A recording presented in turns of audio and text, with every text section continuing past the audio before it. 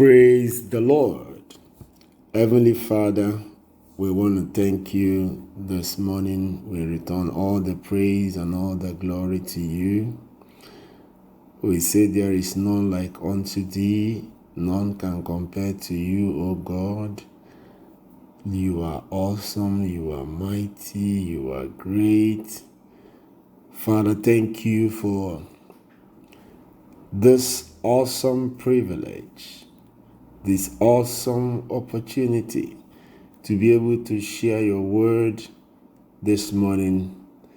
Father, it is our prayer that, like always, your Holy Spirit will continue to put in our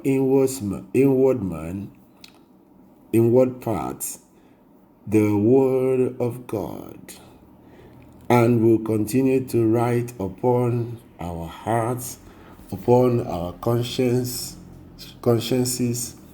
the word of God. Hallelujah. Thank you, Father. We behold wondrous things out of your book this morning. Grant us wisdom, grant us understanding, grant us revelation and illumination in your word. In Jesus' name we pray. Amen. Hallelujah. Amen. It's always exciting to share the word of God and allow the Holy Spirit to minister his word, to teach us his word. And so today will not be any different. The last time we were talking about remember, this is a continuation of our series on the evil impulse, or the natural impulse. We've been doing a series on that for some time before we switched to the conscience series. Now we're back to it again. And so it's important that we fully understand where we're going. Hallelujah. Remember, we talked about the business of the soul as the main reason that we are here on earth. And we need to fully understand what this thing is all about. I've told us earlier that man is a spirit that has a soul and lives in a body. When we finish our journey here, the soul, which is God's gift to man, will return to the Maker. The soul that belongs to God, it will return to the Maker. And then the body will decay here. So that is why it is important that we understand who we are and what we are doing here. It can never be overemphasized. Your soul is on a journey. Your soul is on a journey to be perfected. Your soul is on a journey to perfect its resemblance of the divine. That's the journey of the soul here. It's to maximize the degree of perfection that is achievable by any human being. Okay? That's why you need to understand that which has been set before you, and you can focus. So when we say the business of the soul, we are talking about we're not talking about works. We're not talking about getting involved in religious works. No, that's not what we're talking about. We're talking about the business of the soul. Remember Jesus. The Bible says he learned obedience by the things that he suffered. And that was how he became perfected. Hallelujah. He learned obedience by the things that he experienced. Hallelujah. By the things that he suffered. So this is the business of the soul. The business is on the soul is on a learning journey. Amen. The soul is on a learning journey. This cannot be overemphasized. So, if you understand that your soul is on a learning journey, and that is the business of the soul, the business of the soul is not religious works. The business of the soul is the learning journey that the soul has embarked on. That is the business of the soul. Amen. Hallelujah. So the works aspect are a consequence of you getting involved in that learning process, amen, of the soul. So as the soul is learning and understanding who God is, it is put it in works by the Holy Spirit. Amen. Can you see how the relationship works?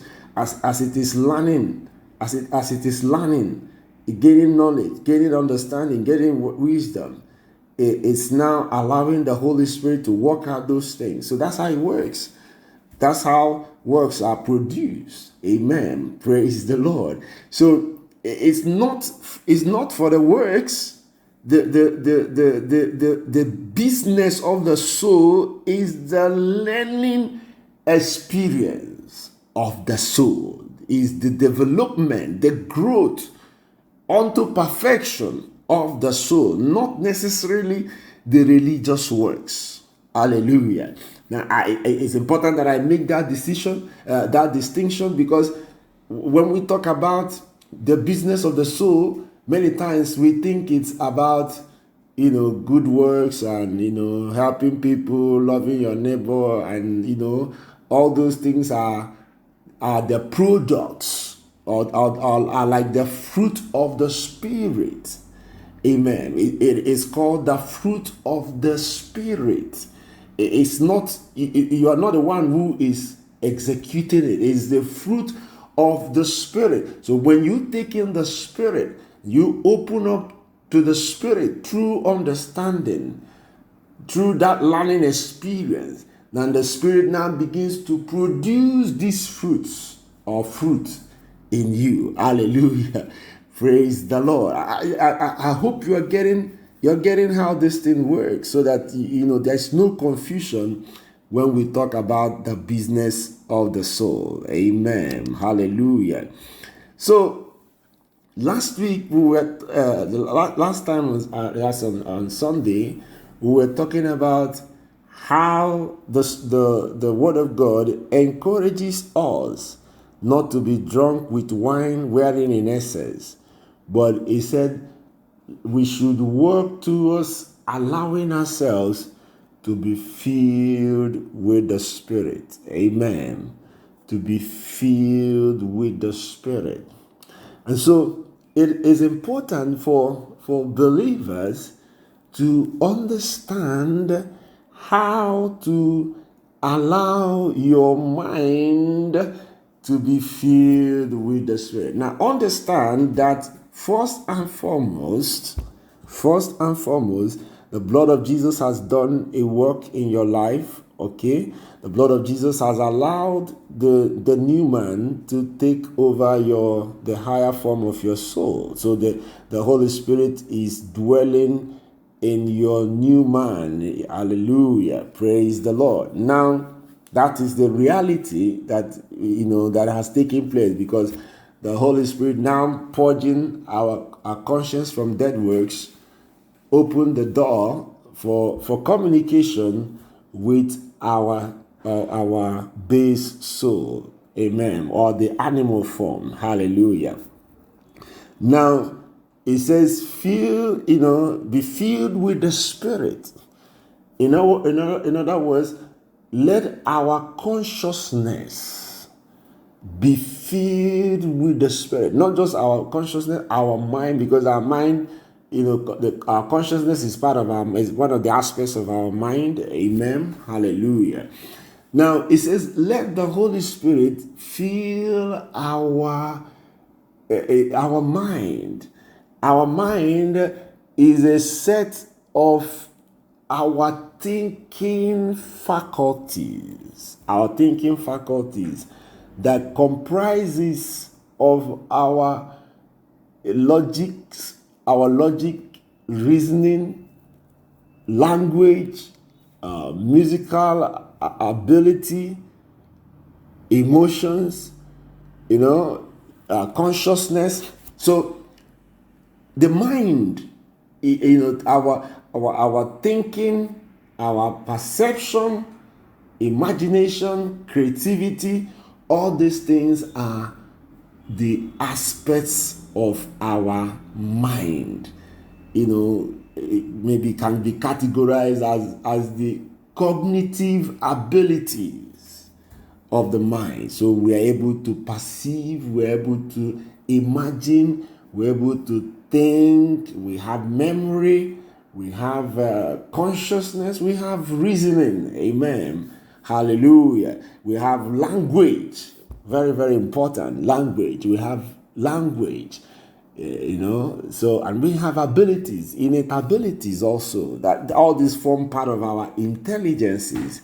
Amen. That the mind controls. Amen. So now you have to understand that it says, be filled with the Spirit. I'm trying to get us to understand what it means to be filled with the Spirit.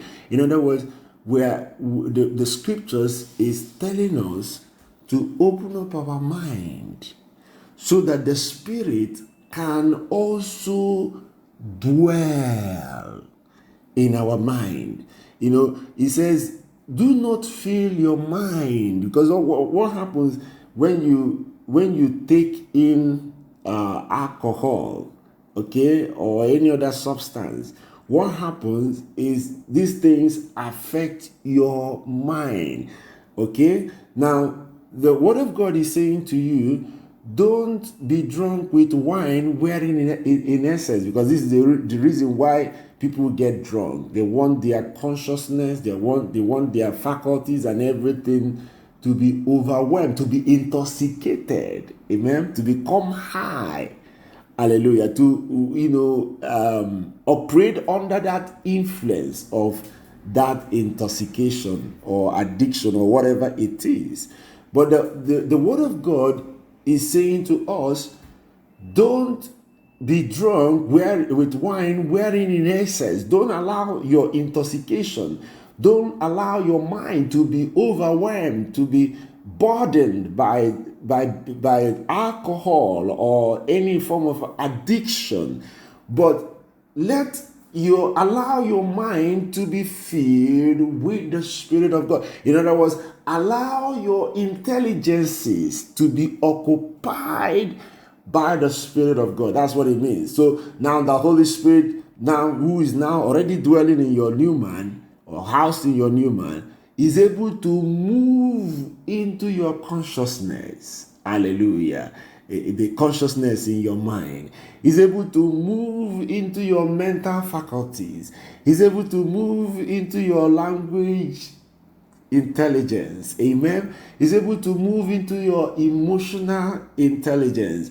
He's able to move into your imaginative intelligence. He's able to move into your perception intelligence. He's able to move into your thinking intelligence. Hallelujah. Also into your musical intelligence. There are so many people. Man, has several intelligences. Amen. So he's not saying, allow the Holy Spirit to occupy your intelligences, to be overwhelmed by the Holy. Allow your intelligences to be overwhelmed by the Holy Spirit. Allow the Holy Spirit to be able to influence and be the one that is in charge of your intelligences. And you see the result of that happening. He said, when that happens, you will find yourself in a place where you are speaking to yourselves in psalms and hymns and spiritual songs, singing and making melody in your heart to the Lord. Did you see that? So now all your intelligences are working together. Your imaginative intelligence, your thinking intelligence, your conscious intelligence, your musical intelligence, your language intelligence, all of them are coming together. They are syncing together in producing psalm, in hymns, in spiritual songs. You see the language is intelligence. Okay, in verse 19 it says speaking to yourself. So the aspect of speaking to yourselves in psalm, you see the coordination between the language intelligence and your imaginative intelligence, because psalms come from your imagination, your creativity, your understanding of the word of God. It's also a combination of your mental faculty, your mental intelligence. So you see, all the intelligences are coming together to speak, to compose psalms and hymns and spiritual songs. And then your musical intelligence comes in there also, and enhances the singing and the singing. And then what happens is, at the end of the day, a melody is achieved in your heart. You say, making melody in your heart. So all your intelligences come together and cooperate and are able to make melody, able to make melody with your heart unto the Lord. Hallelujah. That's what it means to be filled with the Spirit. Amen.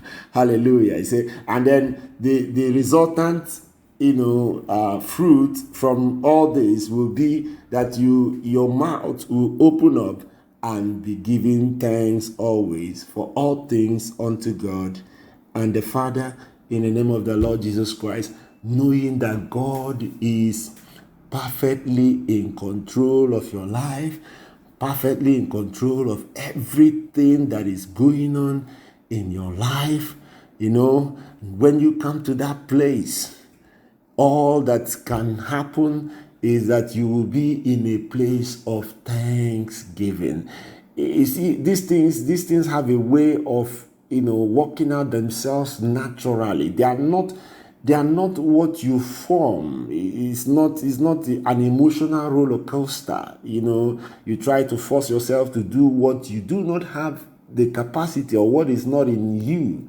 Amen. So you see how these things happen, and how you get to that point where you are able to give thanks for all things in the name of Jesus Christ, because something has already taken place. There's a melody that has been composed, that has been achieved in your heart, that now gives rise to giving thanks. Hallelujah.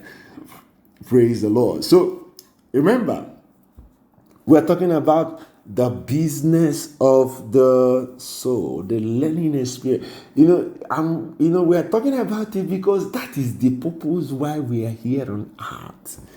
This is the education. We are being educated. Our soul is on a journey of being educated, being enlightened. It's an experience that we know next to nothing about. So we are learning. Hallelujah. Amen. Praise the Lord. So this is why we have to allow the Word of God to enrich our hearts, because it is the enriching of that enriching aspect of the Word of God in our hearts that totally transforms everything that we do. Now look at Psalm. Yeah. Amen. Look at Psalm 1. We're going to read from verse 1 to 3. It said, "Blessed is the man that walketh not in the counsel of the ungodly, nor standeth in the way of sinners, nor sitteth in the seat of the scornful. But his delight is in the law of the Lord, and in his law doth he meditate day and night. And he shall be like a tree planted by the rivers of water, that bringeth forth his fruit in his season. His leaf also shall not wither, and whatsoever he doeth shall prosper. Amen. Hallelujah. I hope you're getting the gist of this scripture. It's a blessed. A blessed man is a man who does not walk in the counsel of the ungodly. Amen. Nor standeth in the way of sinners. That doesn't walk with the ungodly or walk with the sinners, nor seated in the seat of the scornful. So, you are a blessed man if in your consciousness you have come to a place where you are worshiping God. That's what we're talking about, being filled with the Spirit. That's a blessed man. A man who is not walking in the counsel of the ungodly. In other words, the word of God has become everything. He said, let us renew our mind with the word of God. So the word of God has become,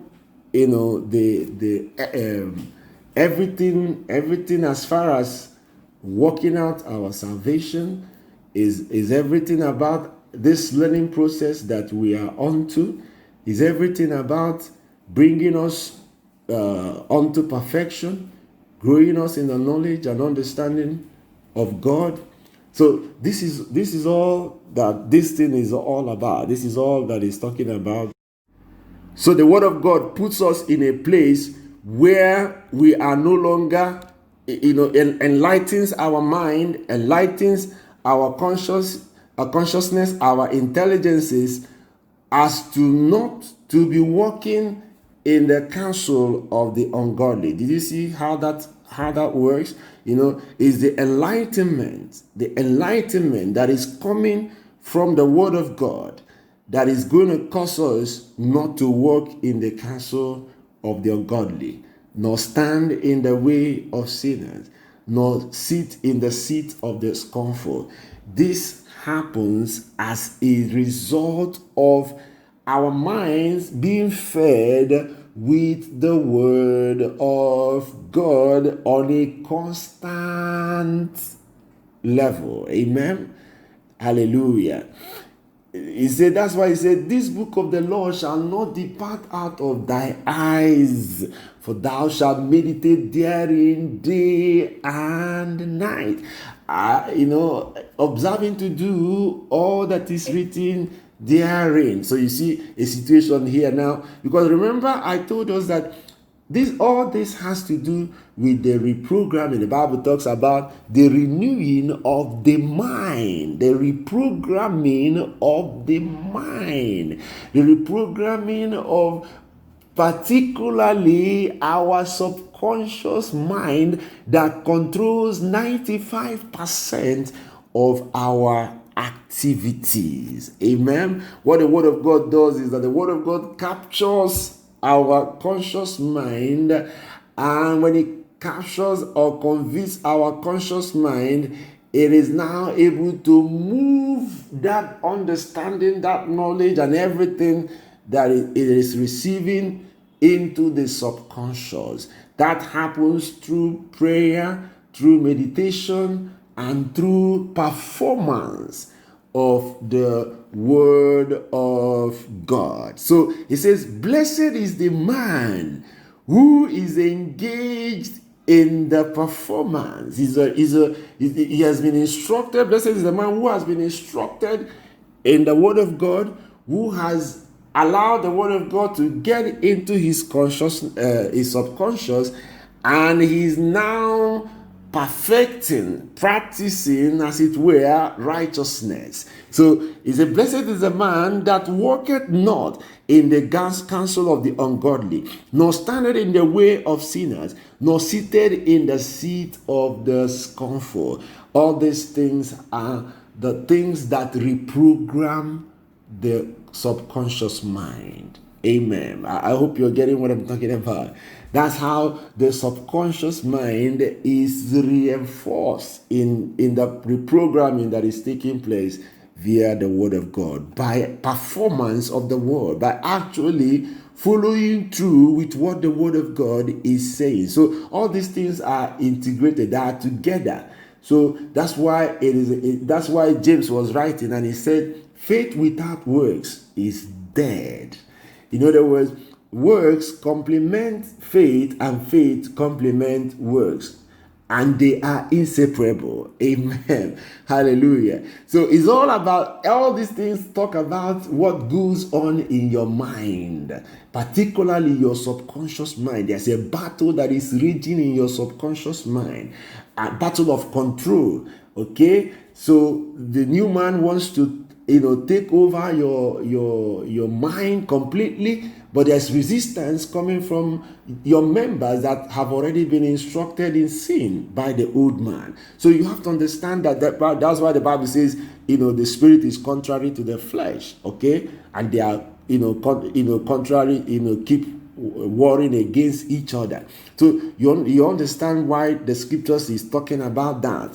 So this is what is going on. He said, but his delight, see, this man, his delight is in the law of the Lord, and in his law doth he meditate. Did you see? So understand, there are no unnecessary details in the Word of God. There are no unnecessary details in the Word of God. He said, but his delight is in the law of the Lord. Did you see that? Talking about study the word, study to show yourself approved, a workman that needed not to be ashamed, rightly dividing the word of truth. Study to show yourself approved, a workman that needed not to be ashamed, rightly dividing the truth. Did you see that? So he said, but his delight is in the law of the Lord. He said, and in his law doth he meditate day and night. So you are coming back to what we have been talking about. You see, that process of meditation is what puts the word of God, is what registers that word that we are understanding, that word we have come to receive and believe. It is a process of registering it in our subconscious. Because if it doesn't get registered in our subconscious, then what we have had is not going to be of any consequence to us. So it's that process of being registered in our subconscious that is the challenge. And that's why he said, in his law doth he meditate day and night. So there is persistence. You have to persevere. You have to keep pushing that word, because it's a lot. The Bible tells you the spirit warreth against the flesh, and you have no control of what you do. Okay, because they lust after each other. They are seeking for who will control your mind. The spirit is seeking to control your mind, whilst the flesh wants your carnal desires or natural desires want to overwhelm it. So there's a constant battle, and the way to win this battle is by putting the word of God constantly before you and meditating in it all the time. So you see where the scriptures are together, and they're saying the same thing, and they know exactly what they are talking about. He said, and he shall be like a tree planted by rivers of water. Did you see that? So that if you are able to do these things, if you are able to get your mind to a place where the spirit has started assuming control over your subconscious, this is what happens when your spirit takes over your subconscious. Amen. Hallelujah. When the spirit takes over your subconscious, when it is in control of your impulses, it said, you shall be like a tree that is planted by the rivers of water. Amen. Did you see? Not before. These things don't happen before. They don't happen before. That's why I say faith and works are inseparable. In the new covenant, they have been merged. They are the same. Can't separate faith from works. Can't separate works from faith. They are together. Say his delight is in the law of the Lord. Okay?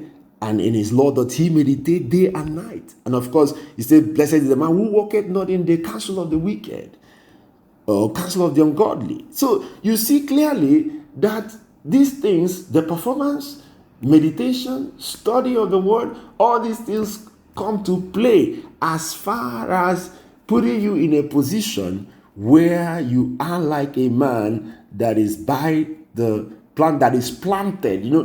That's what I keep saying. There are no unnecessary details. So he says planted. So you have, what the word of God, what studying the word, meditating in the word, and performing the word has done to you is that it has planted you. He says, like a man that has been planted. You have been planted by the rivers of water, rivers of life. You see, these things plant you. These things plant you. Studying the word, meditating in the word, performing the word, they plant you. That's what happens. It plants you. It's not just that you're hanging around. You don't hang around the rivers of water or the rivers of life. You are not hanging around. You are planted. You are deeply rooted by the rivers of water. Amen. Rivers of life that bringeth fruit, his fruit, that bringeth forth his fruit in his season. You see what is happening? So, because you are now planted, you are planted by these deliberate and cooperative actions that you are taking, following the Holy Spirit, okay, has brought you to a place where you are now planted firmly by the rivers of water that guarantees continuous sustenance. Amen. So he said, when you are planted, that ensures you bearing fruit in his season. So you are forever bearing fruit. You are forever growing, developing unto perfection, whose leaf shall not wither, and whatsoever he does. So he's talking about, so it's not just a transformation that is taking place on the inside. It's also a transformation that takes place on the outside. In other words, it also affects everything that you're doing on the outside. Hallelujah. That's why he said, seek the kingdom of God and his righteousness, and everything that you need shall be added unto you. So you see, it's not just affecting your inside. He said, my son, attend to my words, do not allow them, do not take your eyes off them, for when you shall find them, it shall be life unto you and health to your body. So you see, there's a lot happening just by taking in the word of God, meditating in the word of God, and performing the word of God.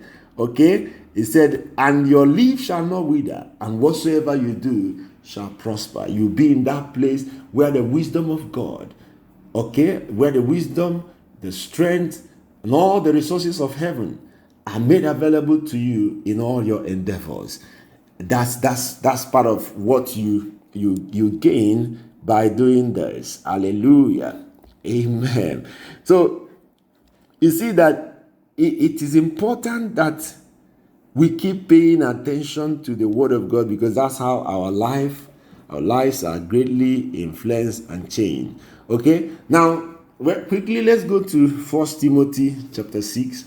1 Timothy chapter 6 from verse 3. Okay, he said, if a man teach otherwise, consent not to wholesome other words, even the words of our Lord Jesus Christ, and to the doctrine which is according to godliness. He said he is proud. He said the teaching that is according, he's proud, knowing nothing but doting about questions and strifes of words, whereof cometh envy, strife, railings, evil surmisings, perverse disputings of men of corrupt minds, and destitute of the truth. Okay? supposing that gain is godliness, from such withdraw thyself. Hallelujah. Amen. He said, from such withdraw thyself. From a man that is perverting the word of God. How do you pervert the word of God? A man who is supposing that gain is godliness, who believes that we are here to gain the things of this world. A man who believes that the purpose of our existence here is to gain the things of the world. Okay, in other words, that's what that man considers as blessing. He considers the things of this world as blessing. He say that man is a man that is destitute of the truth. Okay, destitute of the truth and perverse. Okay, so you see. He said, for godliness with contentment is great gain. It's not the other way around. You're not here for what you will gain. You are here to develop and grow in Christ and be perfected in Him. The business of the soul. It's not about gaining the world. He said, what shall it profit a man to gain the whole world and to lose his soul? It's not about gaining the world. It's about perfecting your soul so that it will be received back to God by God. It will receive back by God into His habitation. This is the reason why you are a believer. This is the reason why you are doing everything that you're doing. So you see, that's how the word of God guides you. He said, from men who peddle such lies. Men who peddle such lies. Okay? The meaning of prosperity is that all may go well with you. It has nothing to do with finances or anything like that. Absolutely nothing. He said that, my beloved, I wish above all things that all may go well with you. You know, going well is what the scriptures is teaching us, what it means for things to go well. You see, this is the definition of prosperity. That's what we're going to look at now. So that these are the things that reign in the natural impulses. You see, when you understand these things deep in your subconscious, then those natural impulses that try to, get into the excessive will no longer push you, will no longer drive your life. Because the word of God has settled a deep vacuum that had been existing in your heart. So the word of God has filled it up. So you no longer have such needs and such desires, because you have a better understanding. And so Paul writing to Timothy here, he said, from such people withdraw yourself. From such people that are preachers of money, preachers of prosperity in terms of worldly gain. He said, from such men, withdraw yourself. That's what the word of God says. He said, these are men that are destitute of the truth, men that are corrupt in their minds, men that are perverse. So you have to understand the seriousness with which God is talking about, with which God is saying these things.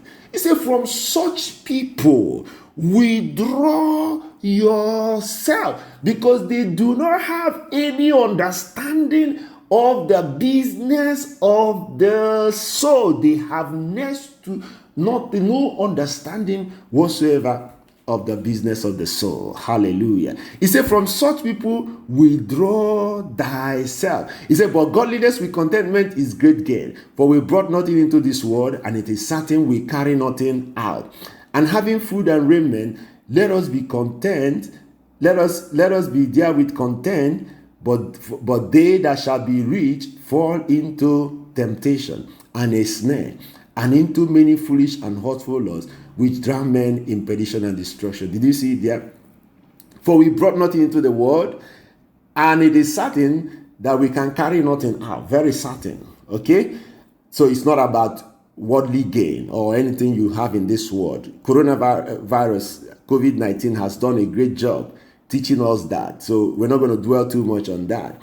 He said, and having food and raiment, let us therewith be content. Now, COVID-19 has also taught us that what is important in this life is food and raiment. Okay, with all your money and all your stuff, you are limited. You are restricted to your homes.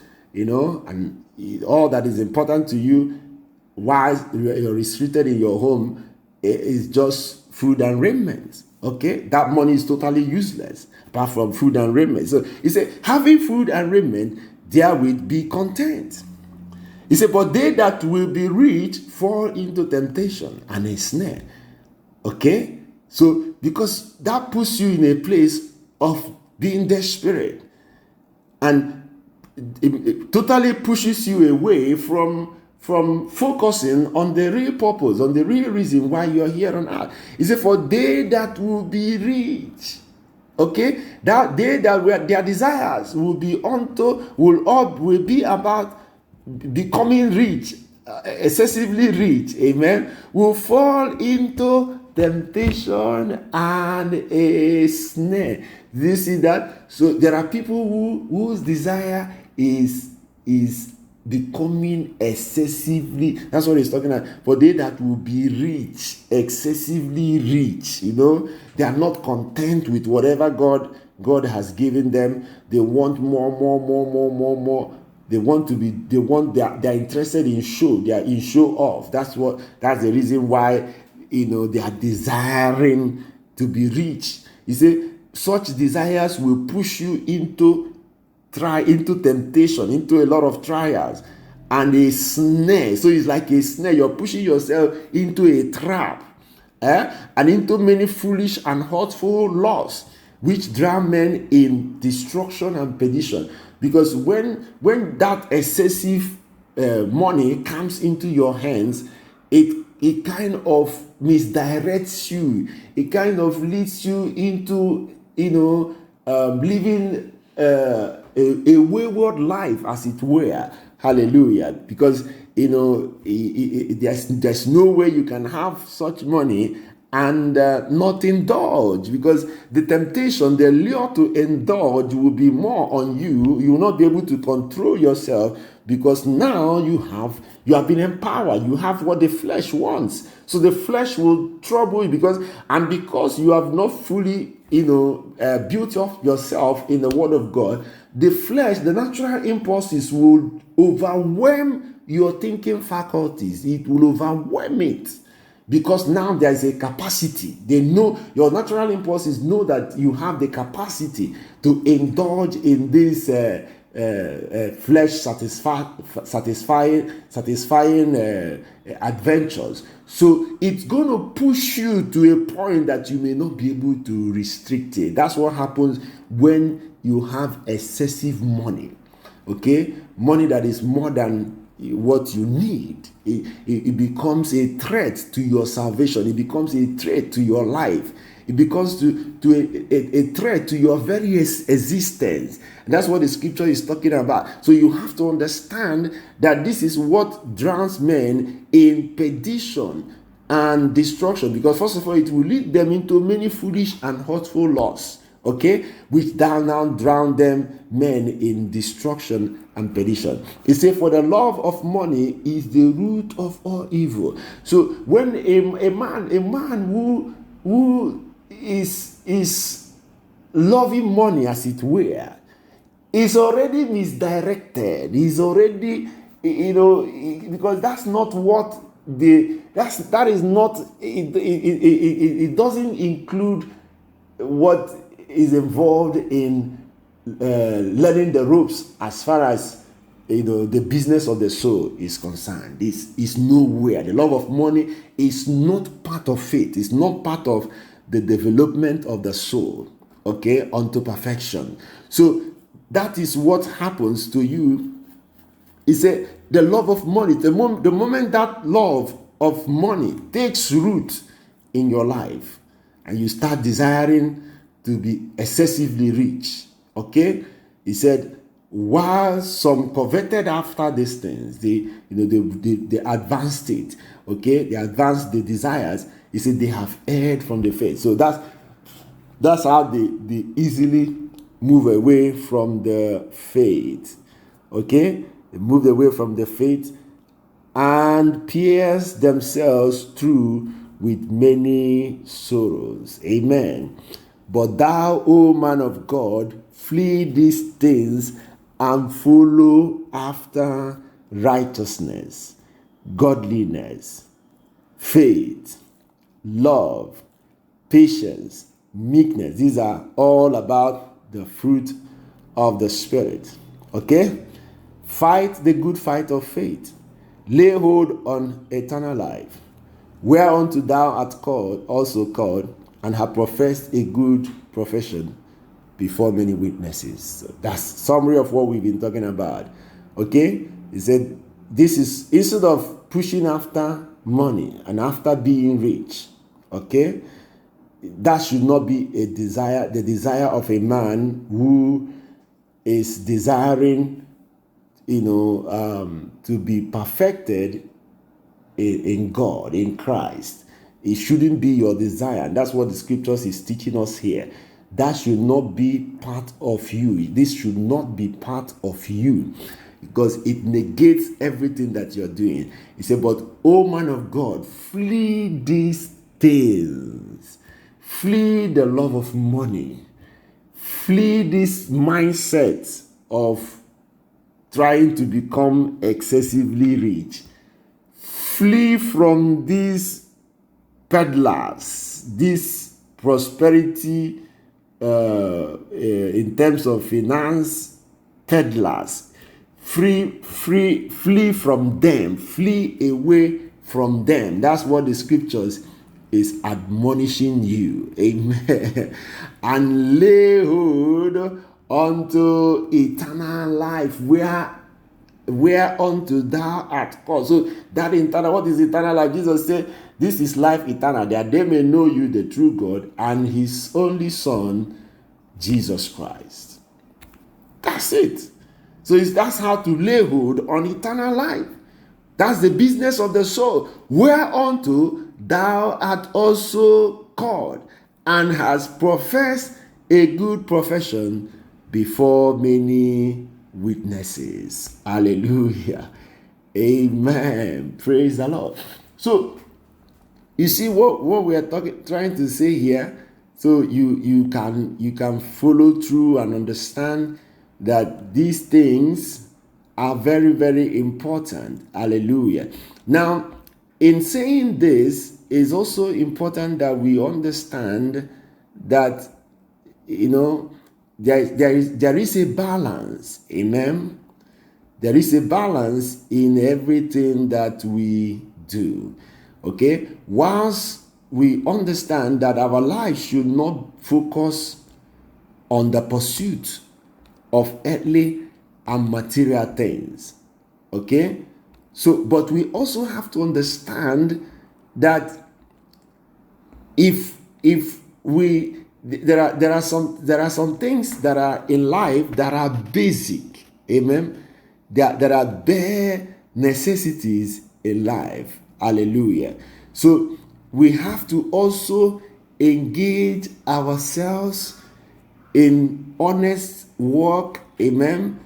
Paul was writing, he said, he that does not work should not eat. Because you see, when messages like this are preached, a lot of people go overboard. Amen. They go overboard. They think that what the scripture is encouraging is laziness. No. The scriptures is in no way encouraging laziness. Amen. Hallelujah. No. The scriptures is not saying you should not work hard. Amen. The scriptures is not saying you should not take care of the desire or the needs of your body Okay, but what is warning you against is the excessive desire. Amen. It's not about the basic needs. That's why he say, having food and raiment, be content. So you have to understand these things so that you'll be able to put things in the right perspective. Because if you don't put it in the right perspective, then you have not gotten the gist. You've not gotten what God is saying. Okay, so we have to learn how to put these things in the right perspective so that we will be able to balance it and not throw ourselves overboard, because that's what I see that's what I see happening all the time. When you try to neglect the aspect of taking care of your body. Amen. You can just like food, you need food for energy and sustenance. So there are certain things that are necessary here on earth in order to be sustain yourself. So you have to put all these things. It says, seek ye first the kingdom of God and his righteousness. Okay, so that's what you need to understand, that seeking God and his righteousness will put you in a place where you are now able to do the works of God. In Ecclesiastes chapter 7 from verse 16, it says, be not righteous over much. In other words, do not be over righteous, neither make thyself over wise. Why shouldest thou destroy thyself? You see, making yourself over righteous, or over wise. That means that you are not balancing the knowledge. You're not balancing the message. You're not allowing the Holy Spirit to feed you, rightly. Okay? So you have to understand, that what the scriptures is talking about is not promoting laziness. Amen. So you all that you do from morning till night is that you stay in one place and you are reading the Bible and looking for who to prophesy for, so that they will give you money. You see, that's not a life that you should be living. You should engage yourself in honest work. Hallelujah. You have to understand that what God is talking about is not laziness. Amen. I think I have stretched this enough for us to understand that we're not talking about being over righteous. We're not talking about being stupid. We're talking about having the highest form of understanding, of wisdom, of intelligence, of knowing to do that which is right. Okay, of knowing how to focus and balance your life, so that you'll be able to take care of your physical demands as the case demands. Because if you don't do that, it will sabotage you, no matter how spiritual you are. Hallelujah. It will sabotage you. So you have to take care of it. It's important that you take care of it. Hallelujah. It's important that you take care of your earthly obligations. Amen. Okay. And one of the ways of doing that is doing honest work. If you do honest work, you earn honest income that is able to allow you to take care of your responsibilities. So nobody is asking you to shy away from your responsibilities. You have to get it and understand it very well and be able to balance the word of God in your life. Okay. Now, in 1 Corinthians chapter 7 from verse 27, in the word of 1 Corinthians chapter 7 from verse 27 to 35, it said, art thou bound unto a wife, seek not to be loosed. Art thou loosed from a wife, seek not a wife. If thou marry, thou hast not sinned. And if a virgin marry, she had not sinned. Nevertheless, such shall have trouble in the flesh. But I spare you. But this I say, brethren, The time is short. The time you have here to do this business of the soul is short. It remaineth that both they that have wives be as though they had none. They that weep as though they wept not. They that rejoice as though they rejoice not. They that buy as though they possess not.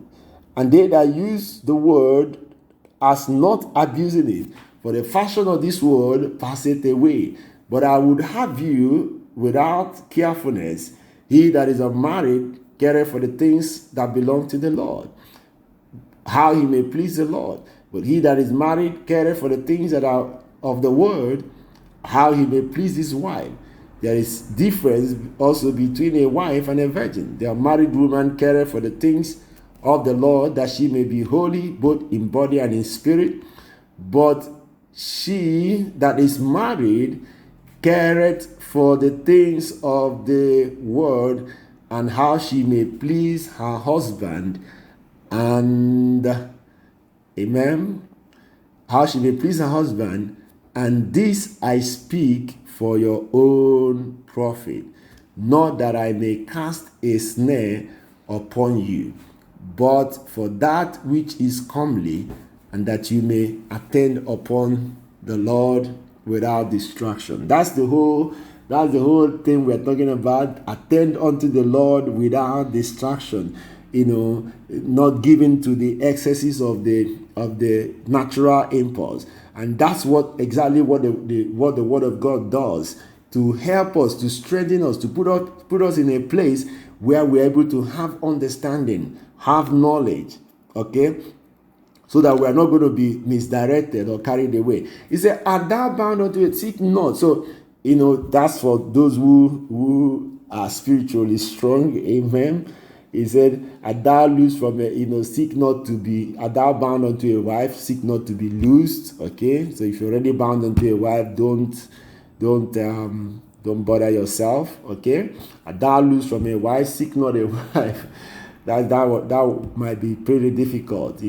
It's not given to everybody. Jesus told us that some are born eunuchs. Okay, it's not given it to everybody to become an eunuch. So if it's not given to you, just better forget about it, and don't put yourself into a quagmire. Amen. Hallelujah. He said, but and if thou marry, thou hast not sinned. You don't sin because you marry. Okay? And if a virgin marry, she had not sinned. He said, nevertheless, such shall have trouble in the flesh. You see, that's what he's talking about. He said, it's okay to get married, okay? There's no problem with getting married, but just know that you're going to have a lot of trouble in the flesh. But Paul said, I spare you that. What he's talking about is that you are going to have divided attention. Getting married will divide your attention. Amen. So, but he said it's still not going to be a big problem, because you can manage it. Okay, you can still. It will slow you down, definitely. It will slow you down, but you will still be able to juggle it. Amen. And work for the development of your soul and perfection of your soul. You can still do the business of the soul, but even though this time it might be a little bit difficult because of the trouble in the flesh, you see. But this I say, brethren, that the time is short. So the time that we have for this perfection is short. So it remained that both they that have wives. So the recommendation for those who are in marriage already is the only way you can, now that you are married, okay, no problem, don't bother yourself, getting married, you are married, okay, there's no problem. But how you will overcome the trouble in the flesh is that they that are in marriage are going to live as though they are not married.